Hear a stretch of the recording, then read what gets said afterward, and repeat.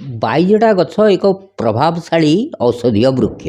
ଏହାର ପତ୍ର, ଫୁଲ, ଚେର, କ୍ଷୀର ଏବଂ ମଞ୍ଜିର ଔଷଧୀୟ ଗୁଣ ରହିଛି।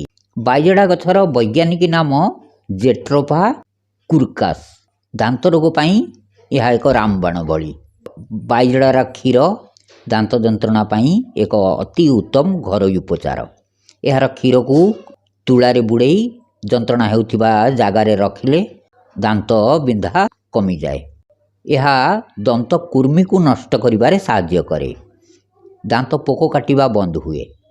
ଚର୍ମ ରୋଗ ପାଇଁ ଏହାର କ୍ଷୀରକୁ କାଛୁକୁଣ୍ଡିଆ, ଏକ୍ଜିମା ଏବଂ ବ୍ରଣ ଆଦିରେ ଲଗାଇଲେ ଉପକାର ମିଳେ। ଏହା ଏକ ଆଣ୍ଟି ଫଙ୍ଗଲ ଏବଂ ଆଣ୍ଟିବ୍ୟାକ୍ଟେରିଆଲ ଗୁଣଯୁକ୍ତ। ପୁରୁଣା ଘା ଏବଂ କ୍ଷତ ଶୁକାଇବାରେ ସାହାଯ୍ୟ କରେ। ବାଇଜଡ଼ା ପତ୍ରର ରସ ବା ଏହାର କ୍ଷୀରକୁ ଘା ଉପରେ ଲଗାଇଲେ ଘା ଶୀଘ୍ର ଶୁଖିଯାଏ। ଏହା ଘାକୁ ସଫା କରିବା ଏବଂ ସଂକ୍ରମଣରୁ ରକ୍ଷା କରିବାରେ ବହୁତ ପ୍ରଭାବଶାଳୀ। ଗଣ୍ଠିବାତ, ରୁମେଟାଇଜମ୍ ଆଣ୍ଡ ଆର୍ଥ୍ରାଇଟିସ୍ ପାଇଁ ଏହାର ମଞ୍ଜିରୁ ବାହାରୁଥିବା ତେଲକୁ ଗଣ୍ଠିବାତ ଯନ୍ତ୍ରଣା ହେଉଥିବା ସ୍ଥାନରେ ମାଲିସ କଲେ ଯନ୍ତ୍ରଣାରୁ ଆରାମ ମିଳିଥାଏ।